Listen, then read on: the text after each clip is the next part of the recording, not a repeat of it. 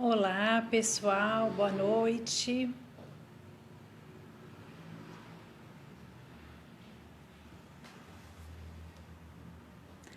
Olá. Hoje nós vamos falar sobre alimentação.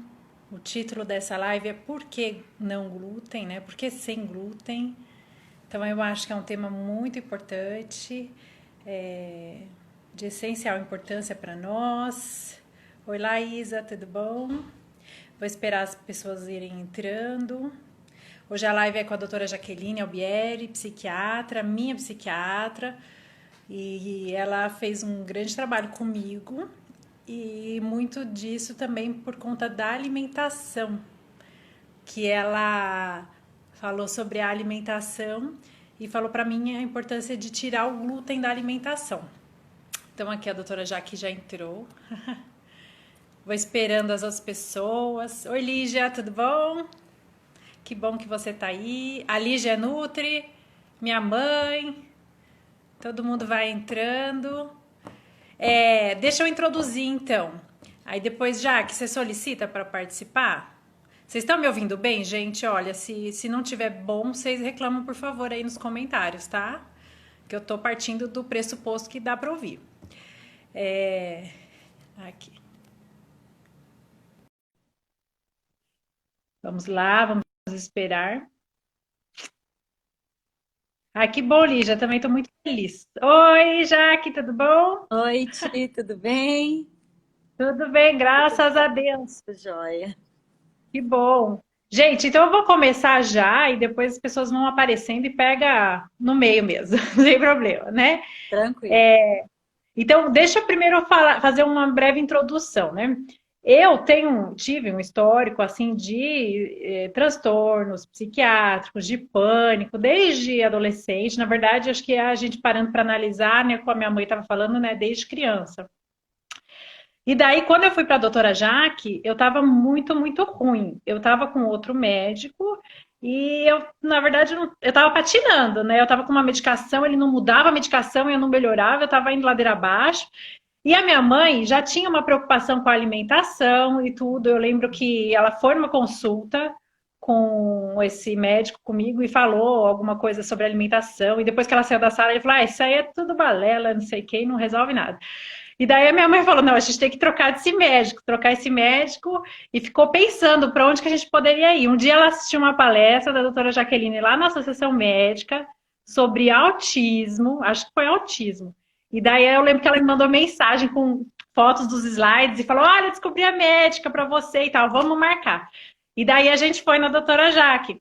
E a doutora Jaque, logo na primeira consulta, né, lógico, mudou minha medicação, falou desse jeito não dava para ficar, mas me marcou porque ela falou assim, ó, se você não tirar o glúten e o leite da sua alimentação, tratar a depressão vai ser enxugar gelo. E eu lembro disso, que a doutora Jaqueline ela é bem direta, assim, eu gosto, eu também sou assim, bem direta e reta. E ela falou assim, e aquilo foi forte para mim, porque a minha mãe é médica também, então sempre falava essa questão do glúten, do leite, e eu não faltava aquela força de vontade, né? Então, a partir daquilo, lógico, junto com a medicação e tal, eu comecei a ter uma melhora de uma coisa que estava muito ruim. Fazia anos que eu estava indo ladeira abaixo, no mínimo 6 anos, né? Então, daí eu comecei a melhorar. Mas, então, eu estou muito feliz que a doutora Jaque está aqui e eu acho que essa live vai ajudar muita gente a descobrir um novo panorama aí sobre alimentação, saúde mental. E, antes de mais nada, doutora Jaque, pode se apresentar? Claro, obrigada pelas palavras. Boa noite a todos. Meu nome é Jaqueline, eu sou psiquiatra e eu venho trabalhando com a parte da psiquiatria já convencional eu fiz faculdade aqui em Londrina, né? Fiz medicina na UEL, depois eu fui para Curitiba, fiz minha residência em psiquiatria lá, depois eu fui para São Paulo, onde eu fiquei no Instituto de Psiquiatria da USP um tempo. E, enfim, estava fazendo a parte da psiquiatria de adulto, convencional, e aí quando eu voltei para Londrina, eu comecei a trabalhar e aí sempre com uma sensação incômoda, principalmente quando me perguntavam, quanto tempo eu vou tomar esse remédio? como que eu faço para sair da medicação, né? Então, a gente sempre ia para a linha assim, vamos fazer uma terapia, vamos tentar melhorar algumas coisas, mas não tinha uma resposta, né? E aí, em 2015, eu descobri um congresso que falava sobre saúde mental numa linha mais integrativa. E aí eu fui para esse congresso, veio alguns profissionais de fora,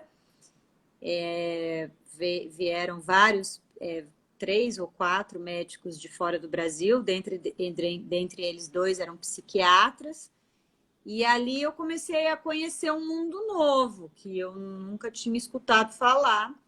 E aí, depois disso, eu fui começar a estudar essa parte da medicina mais integrativa, e já tinha algum conceito de ortomolecular, mas não entendia muito bem essas coisas.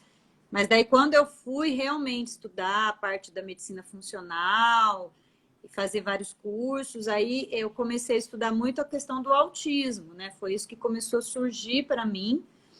E aí não tinha como estudar isso e não estudar alimentação, não estudar intestino. E aí comecei a enveredar para isso. Hoje eu tô terminando 2 pós-graduações, eu estou terminando a pós em homeopatia, vamos ver se eu consigo terminar logo. E também eu estou terminando a pós em nutrologia, né? Eu já trabalho com a nutrologia desde essa época de 2015, com os cursos que eu fiz, mas daí agora eu estou vendo se eu torno isso mais oficial, digamos assim, né? Daí não... Aí o que eu comecei a perceber? Não tinha como trabalhar com a saúde mental. Na verdade, não tem como trabalhar com a medicina sem entender o funcionamento do corpo, sem entender o intestino, sem entender que os órgãos se falam. E aí foi nesse caminho que eu comecei a entrar e a procurar.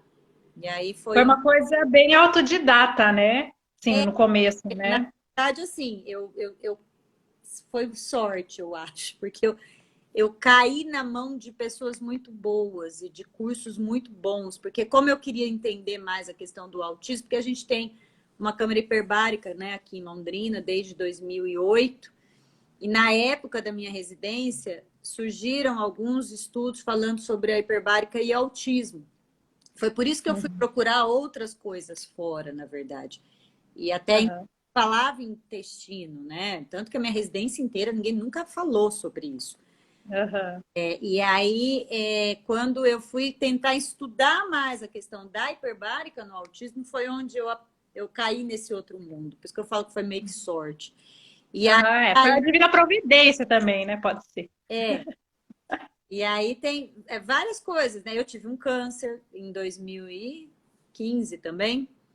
E aí ficou muito assim o que o médico me disse lá em São Paulo, que ele falou para mim que o meu câncer era de homem, com mais de 50 anos, fumante, ou seja, não tinha nada, Nada a ver. né, comigo. E ele, mas não é possível, ele também não está entendendo nada. Enfim, no final das contas, a gente não conseguiu chegar a uma conclusão do porquê, porque eu não tenho história de câncer na família. Então, alguma coisa tinha aberto aquele gene, né? Então, aí que eu comecei a estudar epigenética. Isso eu já vim estudando na parte da psiquiatria. Mas não era uma superficialidade, ainda era bem superficial. Então, aí casou epigenética, autismo, e aí intestino, e aí doença mental, e aí você vai numa bola de neve, mas começa a entender as coisas de verdade. Então, foi ali que eu comecei a me focar nisso tudo, e é o que eu estou fazendo até hoje, né? Só que hoje, eu, claro, atendo muita criança ainda, mas o meu foco não ficou só nas crianças, porque eu comecei a ver isso, que eu conseguia dar essa resposta que as pessoas me procuravam e queriam saber, porque você vai no psiquiatra, você casa com o médico, né? Você vai tomar aquele remédio para o resto da vida, e eu não me sentia satisfeita com essa proposta. Então, eu acho que tinha que ter um caminho diferente, porque eu queria as pessoas com saúde, né? Não só bem. Porque você medica e você acerta o remédio, a pessoa fica bem. Mas às vezes nem sempre ela está saudável, né? Então, acho que é pela saúde que é o importante. E foi nesse sentido que eu tentei achar, né? E é o que estamos. Que legal, que bom. É, fiquei até com dificuldade de te qualificar ali para lá, né? Eu fui só médica psiquiatra. São tantas especializações, né? Até de sexologia, é isso? Eu não sei como fala. Na verdade, eu fui para São Paulo por isso, porque eu fiz a pós com a Carmita Ábido em sexualidade humana, e aí eles me convidaram para ficar lá no ambulatório deles de sexualidade. Então, eu fiquei muito tempo. Eu estava enveredando para a área da sexualidade, que eu gostava bastante de estudar, mas ainda faltava alguma coisa. Então, foi onde Entendi. caí Que nesse. bacana, que bacana. E então, assim, indo mais para o assunto da alimentação e tal, então eu queria, como forma de introduzir o assunto, qual que é a relação, então, do intestino com o cérebro? Por que que alguns dizem que o glúten é tão nocivo? O que que acontece?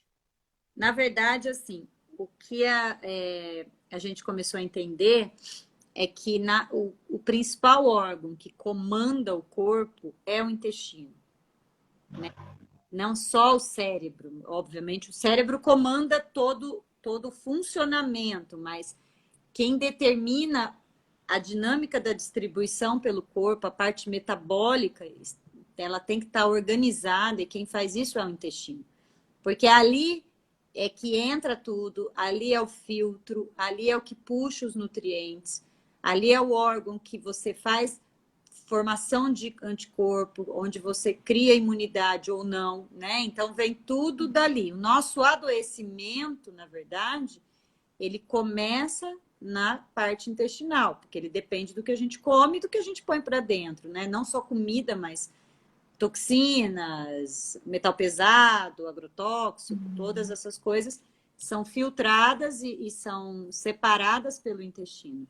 E aí o que a gente começou a entender é que, direcionando mais para a parte do sistema nervoso central, nós temos vias que conectam o intestino com o cérebro diretamente. Porque nós temos duas formas de ter essa conexão intestino-cérebro: indireta e direta. A via direta é via sistema nervoso autônomo, é o nervo vago. A gente tem, que tem as figurinhas que eu mostro no consultório, para facilitar. Uhum. Mas que a gente tem ali na membrana mesmo, onde tem formado as células intestinais, dali saem vias que vão se conectar diretamente com o cérebro. Então, tudo que acontece ali dentro daquele ambiente, principalmente em relação às bactérias, etc., a flora, né, o que está acontecendo ali, chega essa informação direta pelo cérebro através do nervo vago. Mas também, indiretamente, a gente tem essa conexão. Por quê? Porque como o intestino ele forma anticorpo, conforme o que ali entra, né? E ali o sistema imunológico capta o que está entrando ali, e ali vai fazendo uma cascata imunológica, eu posso ter essa ativação de estruturas cerebrais que eu quero ou não quero, conforme o que está acontecendo ali embaixo também. Porque os anticorpos caminham, né? Eles não vão ficar só lá, na região intestinal. Eles vão fazer vias, né? Inclusive, não só no cérebro, por exemplo. Tem muita gente que tem algumas intolerâncias, que tem muitos quadros respiratórios. Uhum. Muito para os pacientes. O paciente tem rinite, essas ites, né? Geralmente é leite. Muito comum, atrelado ao leite de vaca. Por quê? Por causa da caseína, uma proteína, que ativa o sistema ali. Tem uma via que chama MALT, que é uma via imunológica que faz essa conexão intestino e sistema respiratório superior aqui, e tranca tudo. Então, tem muitas pessoas que têm essa via conectada, né? Então, assim, para você entender como o anticorpo comanda tudo. Então, e esse corpo é produzido lá. Então, a gente começou a entender que melhorar esse ambiente lá embaixo iria promover desinflamação nos órgãos, inclusive no sistema nervoso central. Porque hoje a gente entende as doenças mentais, sejam elas quais forem, como uma origem inflamatória. São neuroinflamações. Por exemplo, a depressão tem muito aumento de uma substância que chama BDNF. Transtorno bipolar, a mesma coisa. Esse é um marcador inflamatório. Ele tem, na verdade, desculpa, tem uma diminuição. É um marcador inflamatório. Então, a gente tem vários marcadores inflamatórios. Citocinas, interleucina 1, 2, 3.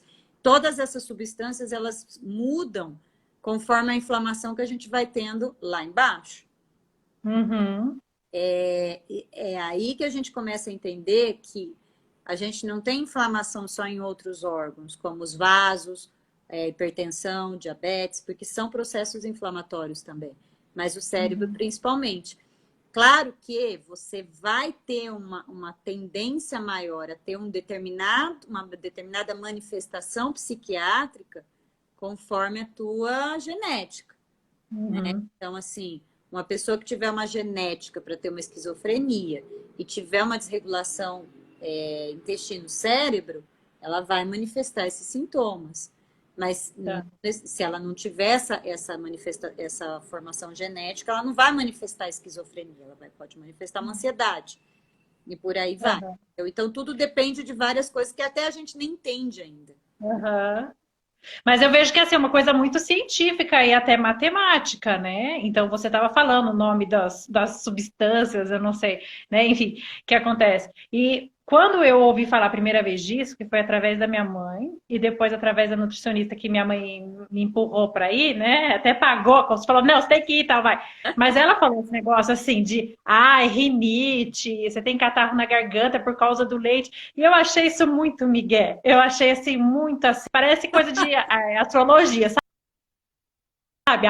Isso é por isso. Porque todo mundo tem um problema, né? Se ficar pondo glúten e leite como vilão, então é muito fácil.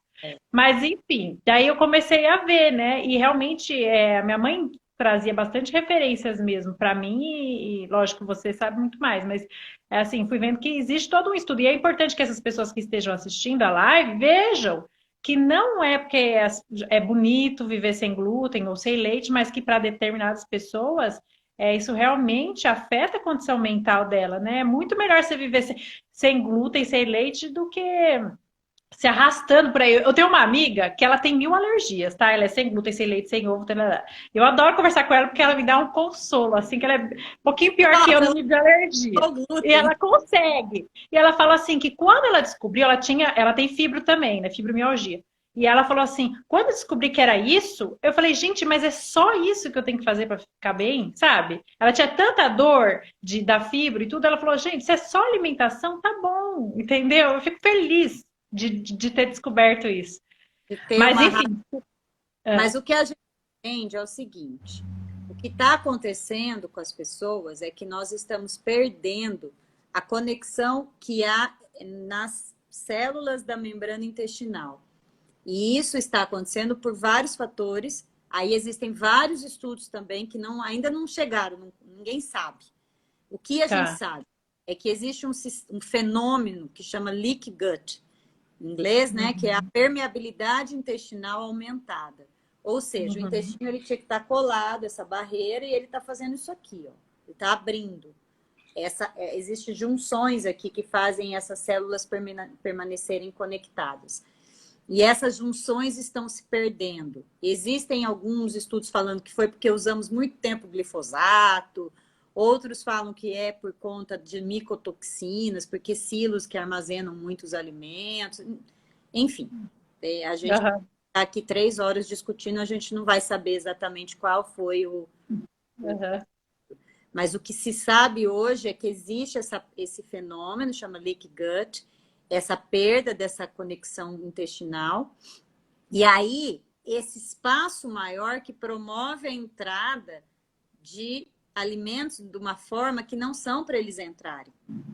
O tamanho, a maneira que entra, os peptídeos, os fragmentos desses alimentos que geram essas intolerâncias ou alergias. Essa que é a questão. Eu falo isso muito porque às vezes eu tenho paciente que fala assim, então eu vou fazer o teste e tal, para ver qual é o alimento que eu tenho intolerância. E eu falo para ele, se você não melhorar o seu intestino, as intolerâncias mudam. Você vai passar a comer só farinha de arroz, aí daqui a pouco você está intolerante ao arroz. E não é só. Então, claro que o glúten e o leite hoje estão na berlinda, por quê? Porque eles são proteínas muito grandes. A caseína e a gliadina, que são as proteínas do leite e do glúten e do leite, né? Sequência que eu falei aqui, mas enfim, elas são proteínas grandes. Então, quando elas passam por esse espaço, elas acionam o sistema imunológico muito mais rápido. E essa que tem sido a questão. Uhum. Daí por isso que se discute também. Daí tem que tirar, então, o que a gente tem que fazer? Eu sempre falo, eu acho que num primeiro momento, até a gente entender esse processo, e talvez até um dia a gente chegar num mecanismo que a gente consiga, por exemplo, tratar esse intestino e conectar ele de novo, talvez selar ele, que a gente fala selar esse intestino, nós vamos ter que tirar. Por quê? Porque eu não quero ficar gerando essa produção de anticorpo o tempo todo, porque isso me machuca, isso me dá dor na junta, isso me dá fibromialgia, isso me deprime, isso me dá insônia, isso me dá cansaço, me dá dor abdominal, me dá endometriose, me dá outras coisas. Eu estou falando de tudo doenças inflamatórias e crônicas. Porque a Uhum. cronificação dessas doenças gastrointestinais, refluxo. Aí a pessoa vai lá e corrige o refluxo, faz cirurgia, mas ela não tirou a causa do refluxo. Então, o problema que eu vejo é esse. Acho que a gente está num processo ainda muito cru. Talvez um dia a gente vai chegar num momento que a gente não vai precisar tirar o alimento por um tempo e talvez não vai ser o glúten. Não sei. Talvez vai ser outra coisa. Mas nós vamos tirar e depois nós vamos voltar. Por quê? Porque a gente arrumou o intestino, por exemplo. Só que assim, não sou tão otimista, não, sabe? Porque eu tive uma palestra recente com um médico que chama Alessio Fasano. Doutor Alessio Ele Fasano é famoso. mais trabalha com isso no mundo. Ele que entende Da Harvard, né? Da Universidade de Harvard, tudo. exatamente. A gente teve essa palestra com ele e ele falou assim, ó, existe hoje uma intolerância ao glúten não celíaca. Nós não estamos falando de celíacos. Você não é celíaca. A questão é essa, porque você não tem genética para isso. Você tem uma intolerância ao alimento. E a intolerância, ela é adquirida, né? Ela vai acontecendo por conta dessa desconexão que eu falei. E ele falou assim, isso vai acontecer, isso está acontecendo com a maioria das pessoas. Então, ele acredita que nos próximos 10, 15 anos, ele falou, olha, eu acho que a grande maioria das pessoas talvez não possa mais comer, ou por um tempo, a gente não sabe ainda. Ele foi bem pessimista até nessa palestra, deu vontade de chorar quando eu vi a palestra. Porque a nossa alimentação é muito baseada em glúten e leite. E eu vejo como eu tirei da minha rotina, né, da nossa alimentação, as pessoas são muito escravas disso, elas não sabem fazer nada sem colocar o creme de leite. Vai fazer um molho, bota creme de leite. Vai fazer um negócio, engrossa com farinha. Eu falo, gente, tem alternativa. Bota leite de coco, sei lá, dá uma engrossadinha com maisena um pouco, não fica igual, mas a gente vai se adaptando, mas as pessoas estão muito condicionadas mesmo, né? E é uma pena, né? É assim, pelo defeito. Mas é que eu acho que a alimentação tem uma outra conotação. A alimentação tem uma conotação social, né? De convivência, E harmonia. familiar, eu acho que de sentimento, não é? Assim, ai, quando eu era criança, minha avó fazia isso. Então, vai fazer aquela macarronada da avó no domingo, né? Então, vai fazer macarronada sem glúten, ué. Vai continuar com o mesmo convívio familiar, mas vai ter que fazer.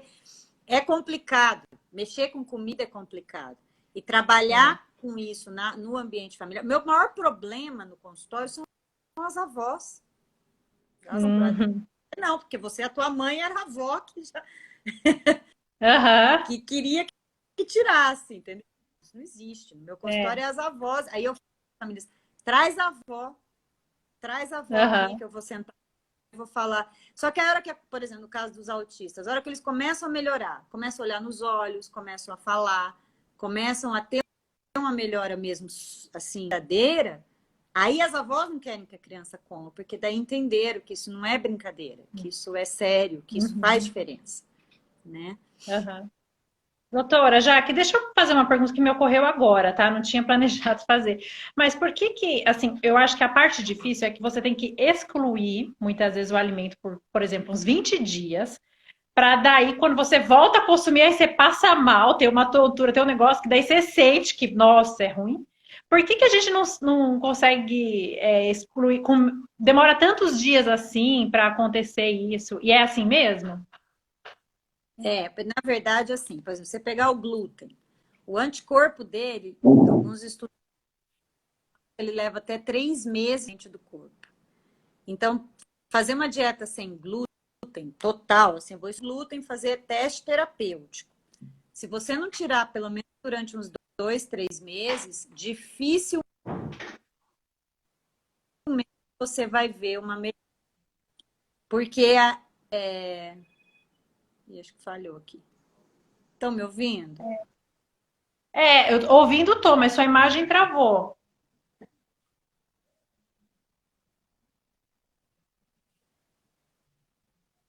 Aí, voltou a imagem. Ouvindo? Agora tô. É, Aham. que deu uma falhada aqui. Então, porque é difícil. Ora, se você tirar o alimento por pouco tempo, porque você não vai ver esse impacto. Porque a maioria das pessoas não tem sintomas gastrointestinais tão severos quando vem, por exemplo, numa avaliação no consultório. Dificilmente essas pessoas têm assim sintomas de diarreia, às vezes não tem nada físico. Então, agora que tira, ele não percebe, às vezes não dá uma dor tão já. Eu tenho mães, por exemplo, que fazem relatórios das crianças, do que comeu, do comportamento. Tem umas que são bem metódicas. Aí elas pegam. Tem uma, por exemplo, que falou para mim, ó, quando o meu filho não come glúten, ele come glúten, ele vai piorar daqui 15 dias. Nossa. Então ela sabe, ela falou assim, no 15º dia eu já aviso a escola, você se prepare que hoje o moleque vai estar com a macaca. E de Aqui em casa, quando a gente excluiu da Helena, né, o glúten pela primeira vez, assim, as primeiras vezes, a gente viu que ela tinha terror noturno todas as noites. Era um inferno à noite em casa, porque toda noite essa menina acordava gritando e acordava os irmãos e tudo isso. E daí a gente tirou o glúten, passou bem, começou a passar bem a noite, sem terror noturno. Daí, eu acho que um belo dia a gente foi no aniversário, uma festinha de criança, aí ela comeu salgadinho. A gente não falou nada para não influenciar, mas naquela noite foi o terror em casa de novo. Então aí a Então, gente viu. aconteceu com a Helena, mas às vezes não é isso que acontece com todos. Por isso que às vezes é difícil essa percepção. Tem criança que é rápido, né? Tem mãe que fala para mim, não, o dia que ele comeu errado, eu sei. Chega aqui em casa, eu ligo para a escola, porque chega agitado, chega quebrando tudo, chega coçando a barriguinha. E às vezes são crianças às vezes não verbais, então elas têm mudanças de comportamento. Às vezes esfrega a barriga na parede, começa com umas coisas estranhas. Aí a mãe liga na escola. O que teve hoje? Ah, então, hoje o fulaninho trouxe o bolo, blá, blá, blá, e a gente acabou dando. A gente Então, ficou com dó, né? aí a mãe sabe que daí a criança... aí a gente faz carta, tem alergia, que vai parar no hospital se comer, tem que às vezes dar uma dramatizada para a escola uma assistência nessa. Mas Uhum. então, essas demoras acontecem. O leite, geralmente, quando tira e ele é um problema, ele é mais rápido de perceber. Geralmente, assim, em torno o leite, geralmente, em torno de 20, 30 dias, ele já tem uma percepção um pouco mais rápida. Agora, o glúten não, o glúten demora. Porque o anticorpo dele, pelo menos o que mostram aí nos principais estudos, eles demoram mais tempo para se limpar, vamos dizer assim, né, no corpo. E aí pode ser que com isso a gente tenha um processo que fique mais lento, né, de melhora e de percepção de diferença. É que às vezes no adulto, dependendo do que ele tem, é mais rápido também. Às vezes, é uma enxaqueca. Então, às vezes, a pessoa percebe uma melhora. Eu comecei a ter menos episódios de enxaqueca, né? Então, pode estar dando isso. Então, depende dos sintomas, né? Mas nem sempre a gente espera alguma melhora tão rápida. Tanto que quando eu peço para as famílias, vamos tirar esse alimento ou aquele, quando a gente vê, né, essa necessidade, eu falo, vamos voltar daqui uns 2, 3 meses, para a gente ter uma distância legal, para entender se houve efetivamente alguma coisa positiva nessa técnica que nós vamos tentar fazer. Porque é tudo tentativa e erro. Não, tá, entendi. Deixa eu falar, hoje em dia, então, muita gente tem TDAH, depressão, ansiedade, todo mundo tem alguma coisinha, né? Insônia, né? Que seja, né? Que a senhora citou antes, né? Então, pode explicar, pelo menos ansiedade, depressão e TDAH, poderia explicar assim rapidamente o que são essas condições, e depois falar um pouquinho sobre a alimentação nessas condições. Bem sucinto, assim, precisa Tá. dar uma tese.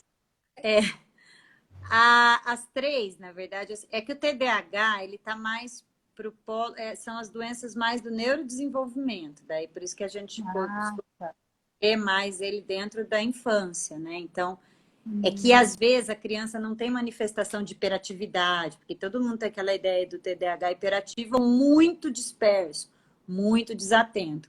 E o problema é que hoje a gente considera na psiquiatria, tanto que o DSM, os manuais nossos trouxeram hoje tudo dentro do espectro. A gente chama de espectro, porque a mesma doença ela pode ter várias formas de se manifestar. Ela está numa régua, né? A gente tem um chamado de um arco-íris, desde uma tonalidade mais fraca até uma mais forte. Às vezes, por exemplo, na vida adulta, a gente pega pacientes com uso de drogas, algumas coisas, e a gente vai voltar, essa pessoa era um TDAH lá para trás. Então, a gente, às vezes... por isso que eu vou dar um básico do sintoma, mas, assim, nem sempre você vai encaixar em todos eles.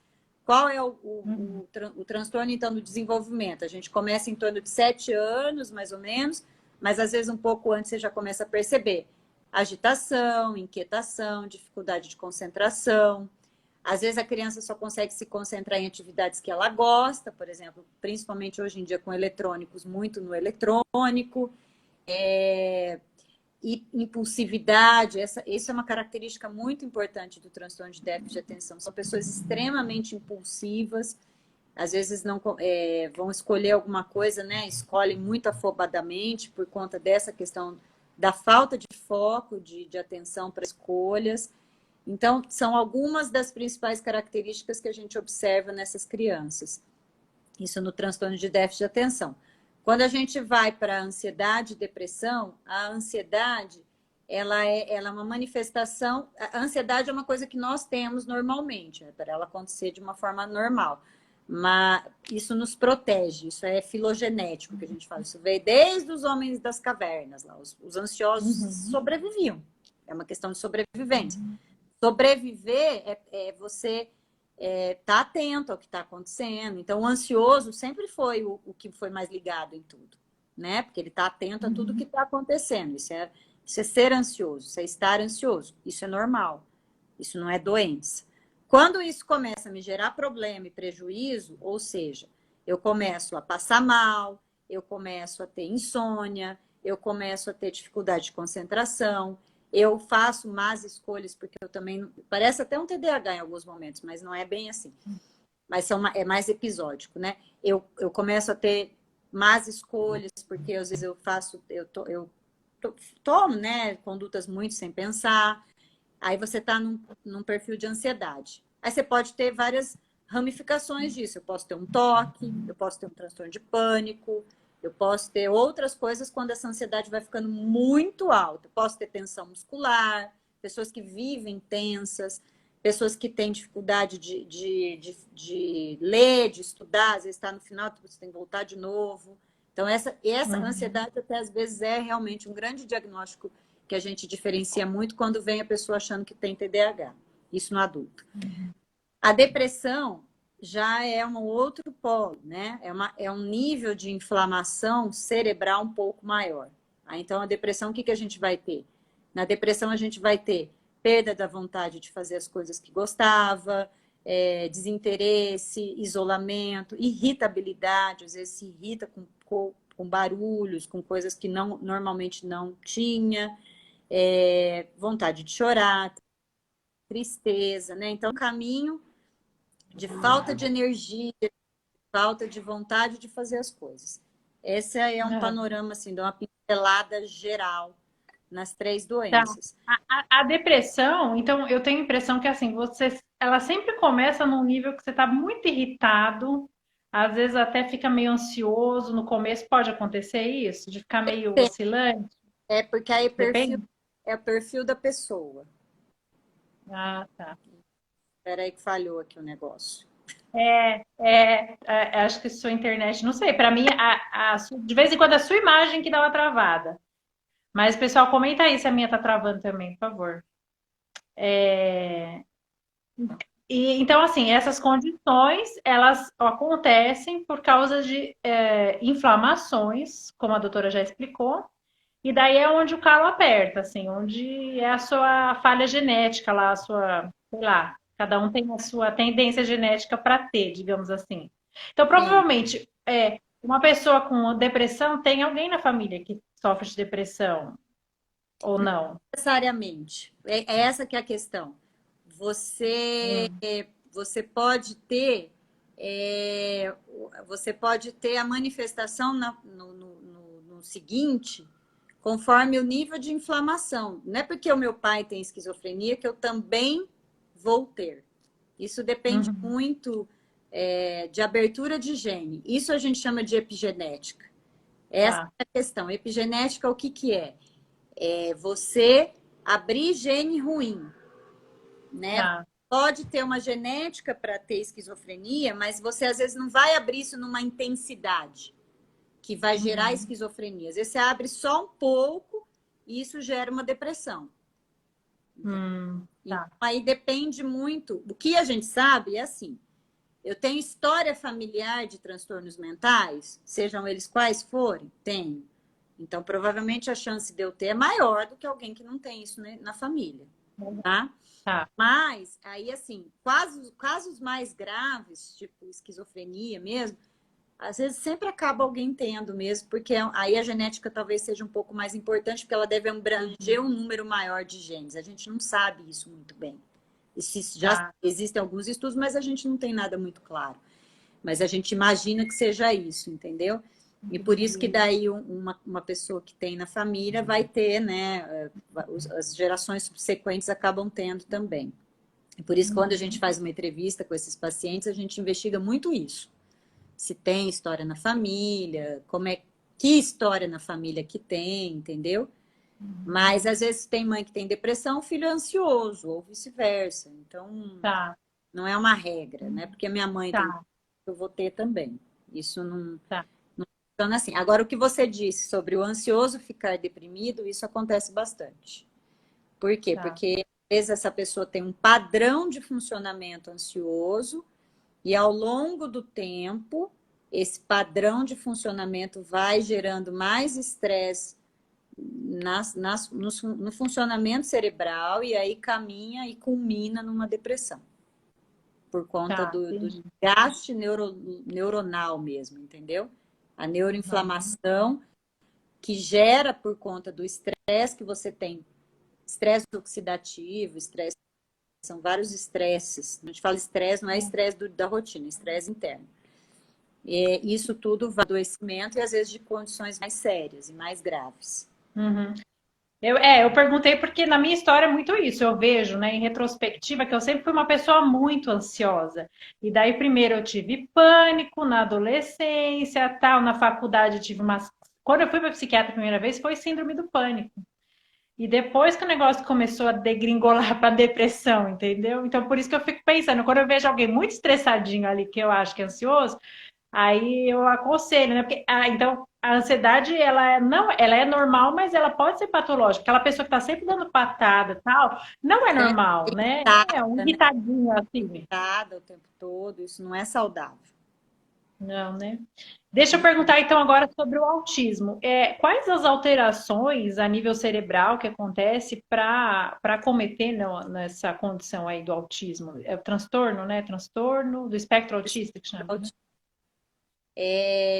Na verdade, assim, hoje a gente fala que são autismos, porque a gente tem visto que é muito assim, os estudos falam que existe uma alteração na região frontal e lateral, lá no lobo temporal, e parece que tem uma diminuição de função em um, aumento da função no outro, mas são detalhes que muitas vezes a gente não consegue achar em exames dessas crianças, né? Eu não consigo definir isso bem claramente.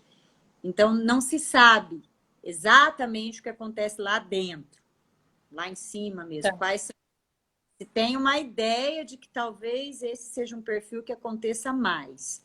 Mas hoje, como a gente fala muito que são vários autismos, por quê? Porque eu tenho gatilhos que estão levando essa neuroinflamação e isso fazendo essas crianças ficarem autistas.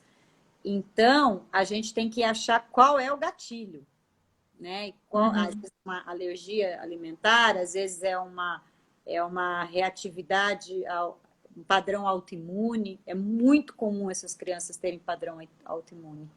Terem marcadores de autoimunidade muito elevados e isso gerar esse processo inflamatório lá em cima e deixar essa criança com comportamento mais autista. Então, isso a gente vê bastante. E aí, claro, tem genética, tem tudo junto, né? Tudo um balaio. Essa que é a questão, que até eu queria falar isso. Existem muitos estudos sobre a questão alimentar, de retirada de glúten, leite nessas crianças, meta-análise, mas isso melhora, não melhora? Aí, quando você vai ver esses estudos, isso é uma crítica que eu fiz um dia para um grande professor, que é o Francisco Assunção, é uma das maiores assumidades no Brasil hoje de autismo. Quem manja muito disso é ele hoje. E ele, não, mas a grande meta-análise que saiu agora tinha mais de 600 crianças e não mostrou melhor. Eu falei, mas não é o que eu vejo no consultório. Aí eu falei assim, tá, concordo, pode ser que a meta-análise mostrou, mas qual é o perfil de autistas que eles pegaram? Qual é o tipo de... Aí ele... Eu falei, você olhou lá, preencheu o critério, não olha nos olhos, tem dificuldade social, atraso na fala, pronto, autismo, vamos colocar no... Todos eles responderiam a retirada do alimento, porque não é isso. São vários autismos. Não é porque eu tenho a manifestação igual que a raiz da doença é a mesma. Não é porque olha nos olhos ou atrasou na fala e você deu o diagnóstico de TEA para ela, que o gatilho foi o mesmo. Então, como é que se o gatilho não é o mesmo, eu quero tratar igual? Só a manifestação é igual? A mesma coisa eu falo para o adulto quando está com depressão ou com ansiedade. Não são todas as pessoas que chegam para mim com depressão que eu mando tirar o glúten. No teu caso específico, por exemplo, quando a gente conversou, você tinha um padrão autoimune, né? Tinha uma filha que tinha alteração na tireoide, tinha casos, tinha outras situações. Eu já tinha atendido a minha mãe, né? Já sabia toda a família, né? Sim, ela tinha um padrão autoimune ali. Peraí, então aí fica fácil. Aí eu falei, não, peraí, então tira o glúten que talvez você vai melhorar. É essa que é a questão, né? Claro, já também não ter melhorado tanto. Mas aí, é isso que eu quero que a gente perceba. Por isso que muitas vezes os estudos não vão mostrar essa melhora como a gente gostaria de algumas condições, porque elas têm a mesma manifestação, né? Na fibromialgia. Olha que negócio mais genérico. Fibromialgia. O que é fibromialgia? Eu tenho points, dói, tem isso, tem aquilo. Tudo bem, você tem os critérios diagnósticos para ter a fibromialgia, mas será que todo mundo tem a fibromialgia pela mesma causa? Então, não dá para eu também achar que eu vou resolver a fibromialgia do mesmo jeito. E eu vejo isso numa medicina tradicional. Você pegar a medicina tradicional. O cara tem pressão alta. Não é todo antihipertensivo que vai funcionar para aquele paciente. Mas não tem pressão alta? É branco, de meia idade, vou usar captopril. Sabe? Não dá para usar naquele ali. Porque aquele ali não tem um perfil genético que tolere essa medicação. Ou ele não responde a essa medicação. Né? Então, do mesmo jeito que a gente faz isso com remédio, a gente tem que entender isso para esse tipo de tratamento. E por que eu estou falando isso?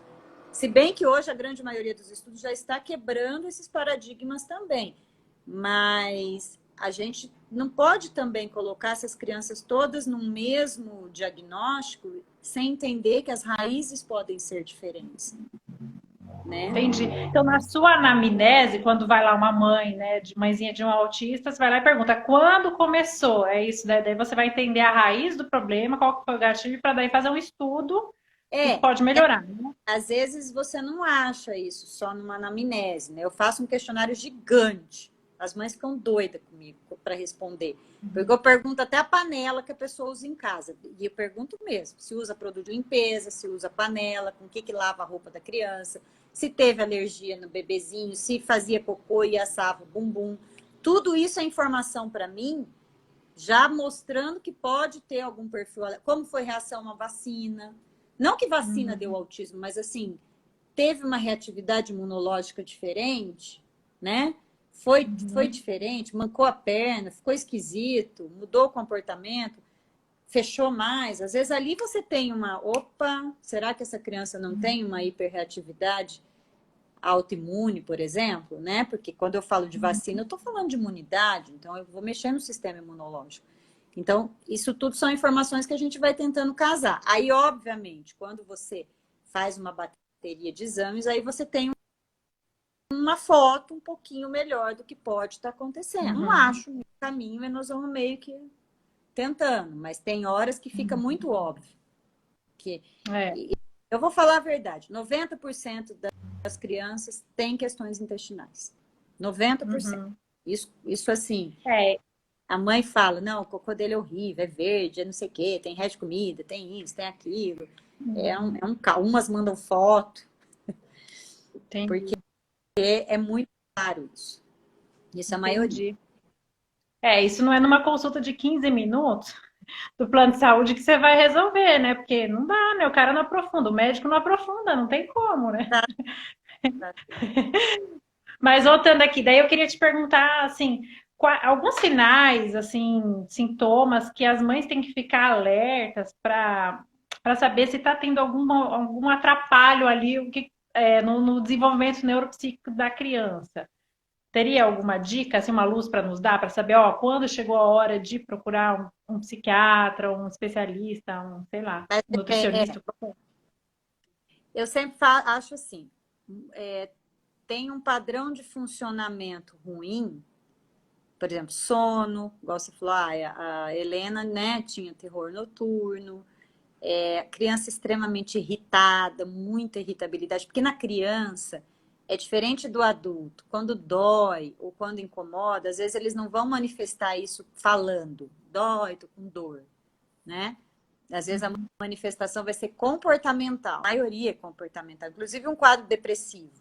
No adulto, a depressão se manifesta como? Eu fico triste, fico quieta, fico isolada, não quero conversa. Na criança, não. A criança fica extremamente irritada, às vezes até agressiva.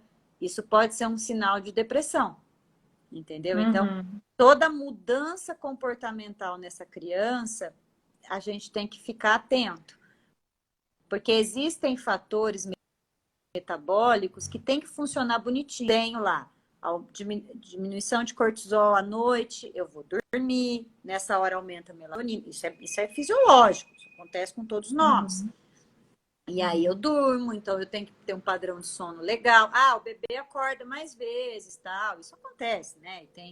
Mas começou a ficar extremamente irritado, acorda e não é um sono saudável, não é uma criança que vem com desenvolvimento neuropsicomotor saudável. Então, às vezes, assim, tem alguns atrasos nos marcos que não deveria ter, né? Porque, às vezes, tudo bem, um pouco de atraso pode acontecer. O fulano andou com 1 ano, o outro com 1 ano e 2 meses. Isso não é atraso. Mas existem alguns marcos, alguns pontos que dali para frente a gente precisa cuidar. No caso do espectro autista, desde bebezinho a mãe já começa a perceber interesses muito específicos com luz, com som, ou muita dificuldade sensorial. Eles têm muita questão sensorial e isso passa batido.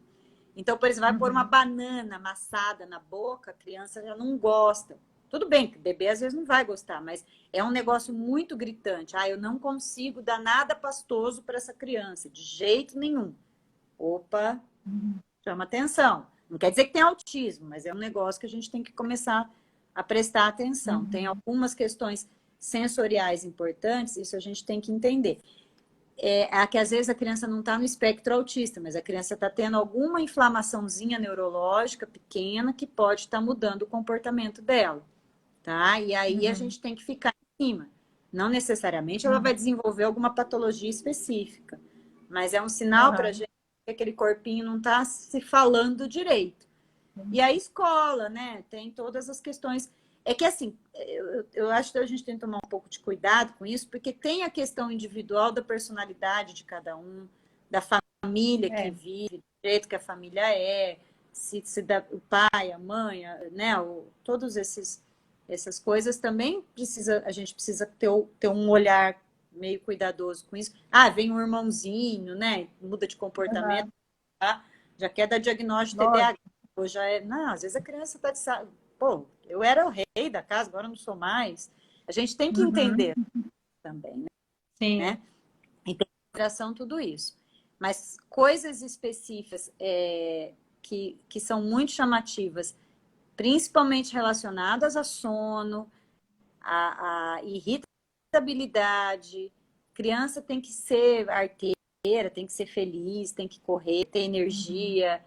As crianças têm que ter isso. Elas tendo isso, a gente está num padrão relativamente normal.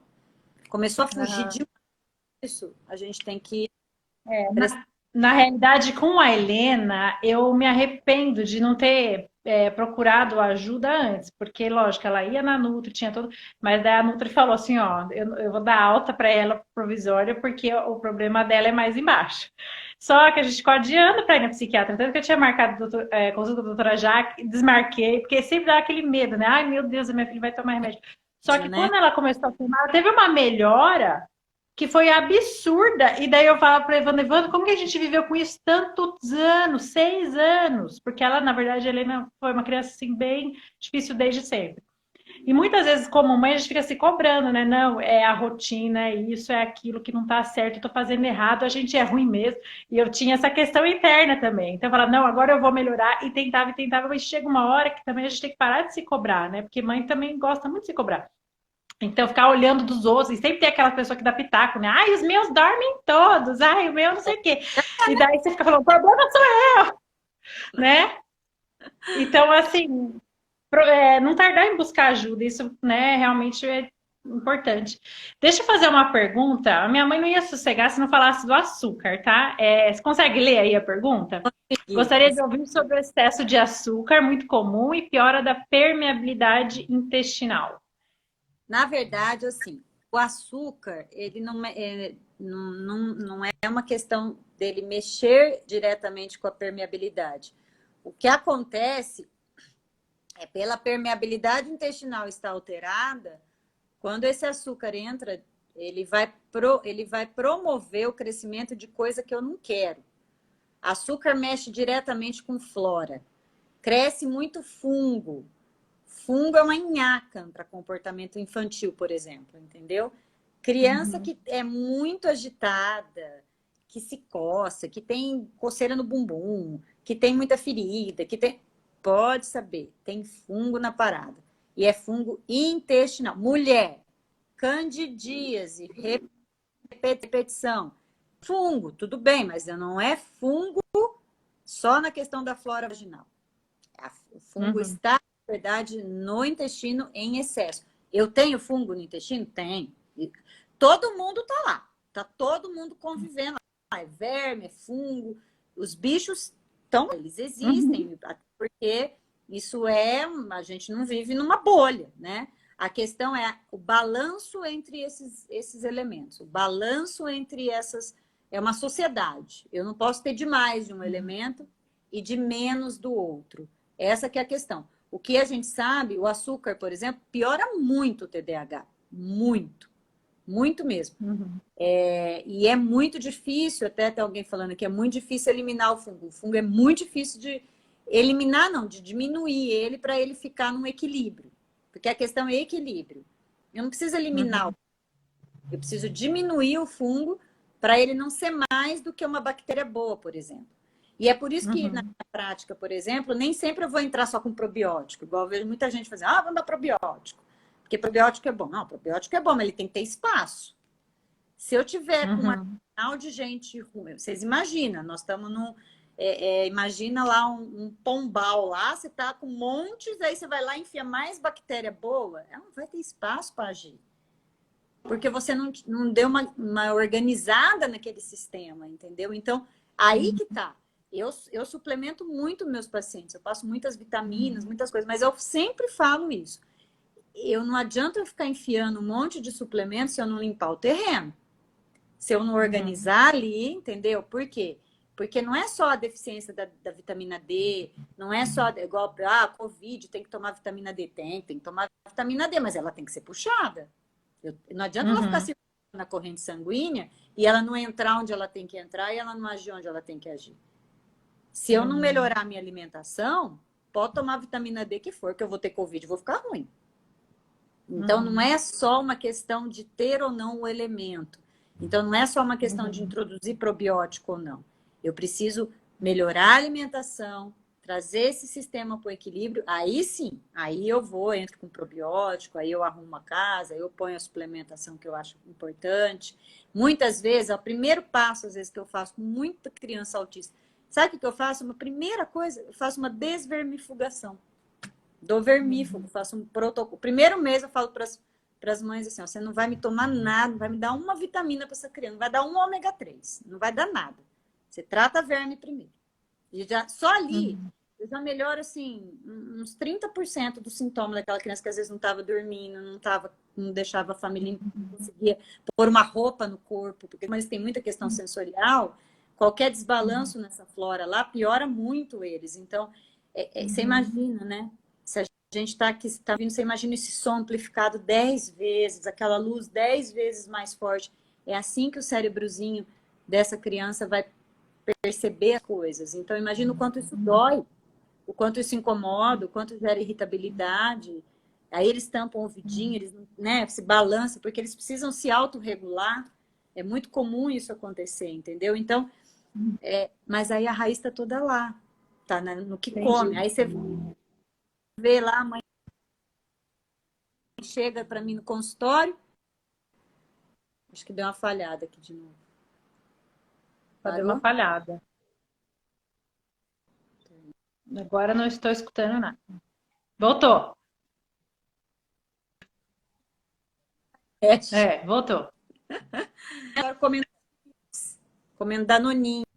Eu quero morrer. Eu falo, ai, meu Deus do céu, vai dar um trabalho. Então, assim, isso. A gente tem que dar comida de verdade para as crianças. A gente tem que começar a entender que às vezes não é só, igual falar, vai tirar o glúten. Joia, vamos tirar o glúten. Daí vai lá e compra bolacha recheada sem glúten. Não, peraí, não é aí. Não é por aí. Tô falando que nunca pode comer. Tá? Você vai numa viagem, a criança vai dar um trabalho lá no carro, dá bolacha mesmo. Não vamos, né? Falando isso. Tem que ter jogo de cintura, a gente tem que viver, né? Mas eu digo assim, o dia a dia, a comida, nossa, é muito açucarada. Tudo a gente quer enfiar açúcar, tudo a gente tem que adoçar, tudo. A criança toma água. Quantas crianças tomam água? Né? Não dá para água, tem que tomar suco, tem que ter o Prats, que é de suco gostoso de lá. Claro que eles gostam, quem que não gosta? É doce, mas a gente vai treinando esse paladar para ficar assim, né? E aí a criança seja super atenta, super obediente, super esperta, super isso, super coisa. Daí tem é o que você falou, aí tem a comparação, né? Então, não. A gente tem que mudar a comida dentro de casa. A gente tem que ter uma alimentação saudável,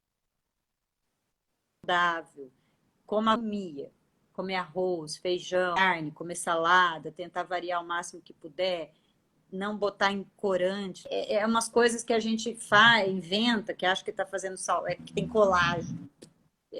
Assim, que criança precisa de colágeno? Então, umas coisas assim que não faz sentido. E aí você vai ver o tanto de açúcar. Pai e mãe não lê rótulo. Não, né? A gente não lê. Um dia eu fui dar uma palestra no Marista, quase falei que não era para tomar suco de caixinha, e as crianças passaram a pedir para os pais que de caixinha. Pensa nas mães revoltadas. Porque elas, agora como eu vou fazer? Faz o suco em casa e manda na garrafinha. Não é melhor? Faz um suco de maracujá, faz uma coisa diferente. Uma questão de treino, né? Mas eu vou ter que encerrar porque tá dando 1 hora de live, senão o Instagram derruba, né? Mas foi muito legal, aprendemos bastante. Muito obrigada por tudo. E boa noite, gente. Obrigada a todos que assistiram e acompanharam. Eu vou encerrar antes que caia, tá bom?